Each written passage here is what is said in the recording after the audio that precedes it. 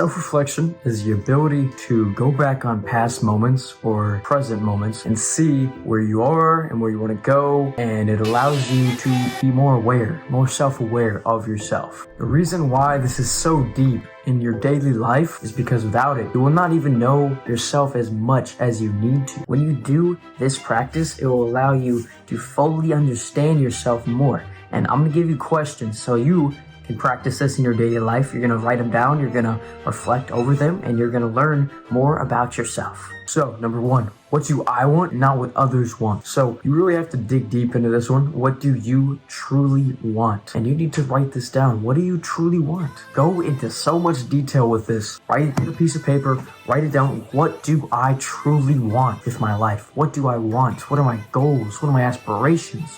What do you truly want? What do you want to achieve? Do you want to go to Thailand? Do you want to freaking travel the world? Do you want to make a ton of money? What do you want? Truly, write that down. Don't judge yourself for what you want. Write it all down, bro. You'll understand yourself better, and you don't do this for others. When you do these are to get to know you better. So you're kind of having a date with yourself, okay? You're having a date with yourself, trying to learn more about yourself, and be very honest with yourself as you would be honest with the date. Number two, what am I avoiding? When I say, what am I avoiding? What are you avoiding to either avoid pain, or you're avoiding because maybe you're being lazy or any of the above? What are you avoiding? You know what you're avoiding. I don't know what you're avoiding. Just because you don't want to do it, just because of anything. What are you truly avoiding? Like seriously, what are you avoiding? Maybe you're avoiding that big deadline that you know is due, because this is kind of an offspring of procrastination. So if you're avoiding doing a big assignment, you're avoiding that big assignment because you think in your brain it'll be hard to do it,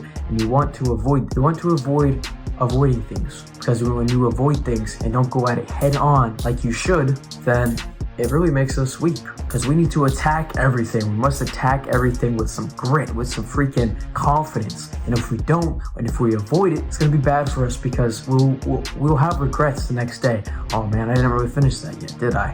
Oh crap, now I gotta do it now. You'll be thinking like that, but look, you have to tackle it head on. So when you have something you have to do, don't procrastinate on it. You must do it now. Schedule a time for it. There's the do or don't do, the delegate. It's called the Eisenhower Decision Matrix. I highly recommend you to do that. Super amazing thing to do. There's the do, decide, the delegate, and the delete. Depending on the task that you're doing, each one of those tasks will be in one of these different boxes. So maybe you have to do something like boom, got a deadline for this paper. That is under the do category right now.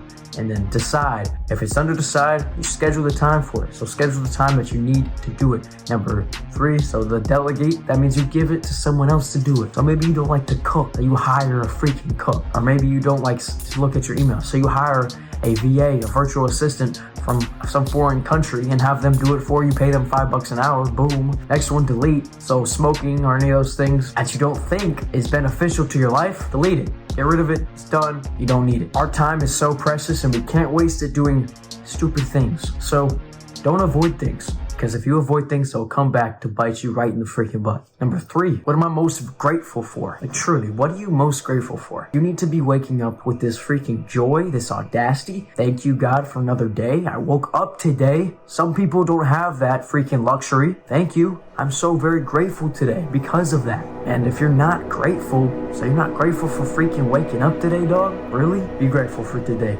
Every single day is an amazing day, and it's a new opportunity for you to freaking crush the day, dude. When we do gratitude journals, a lot of people just say, I'm grateful for this. But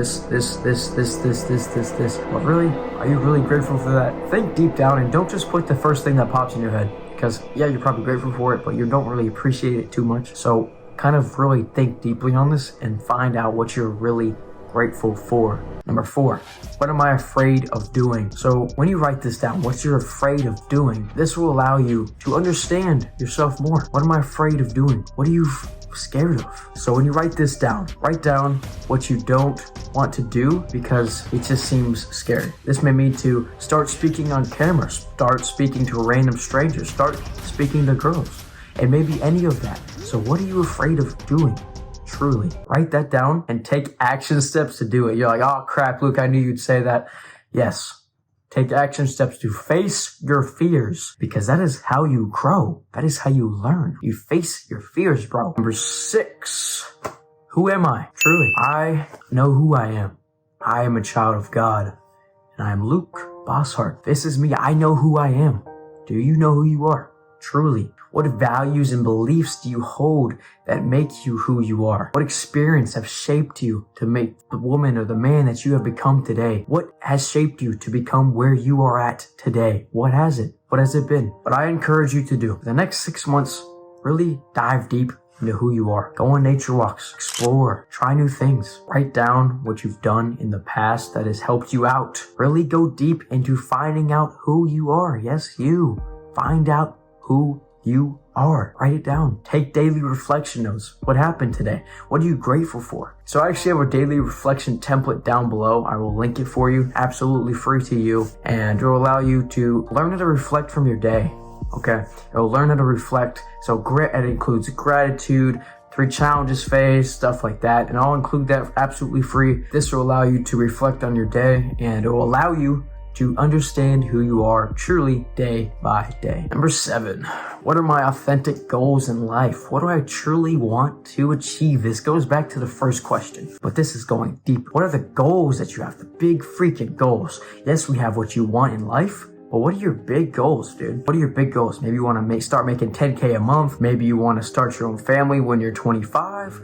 Or etc. All that. Like, you just have to write, what are your big goals, dude? What are your big goals? What do you really want to do? And write all this down. And once you do this, you'll understand more and more about yourself. These are all questions to know more and more about yourself. But doing this one, what are your goals? You could do 3 months, you could do 6 months, you could do 1 year, 5 year, 10-year goals, etc. You could do month by month if you really wanted to. It's just kind of a framework for you. It's a framework to know what you want to do. Without goals, without aspirations, you're drifting through life like a leaf in the wind. And you don't want to be a leaf in the wind.